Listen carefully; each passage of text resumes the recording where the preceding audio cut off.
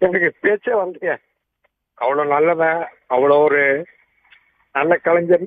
அதை தாண்டி யாராவது கஷ்டம் அப்படின்னு சொன்னா அடுத்த நிமிஷம் ஹெல்ப் பண்ணக்கூடியவங்க. அதுல நானும் ஒருத்தன். எனக்கு ஹெல்ப் பண்ணியிருக்காரு அவரு. பட்டு அவருக்கு ஏன் வரணும் தெரியல. நான் ஒரு நிகழ்ச்சியில் சொன்னேன்.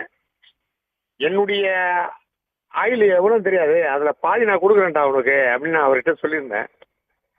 பட்டு ஏன் இப்படி பண்றாரு கடவுள்னு எனக்கு புரியல. ஆனால் மிகப்பெரிய உழைப்பாளி, மிகப்பெரிய ஹார்ட் ஒர்க்கர். அதை தாண்டி வந்துட்டு அஹ், அவரு அவர் இருக்கிற இடம் கலகலன்னு இருக்கும். அவர் இருக்கிற இடம் கலகலன்னு இருக்கும்.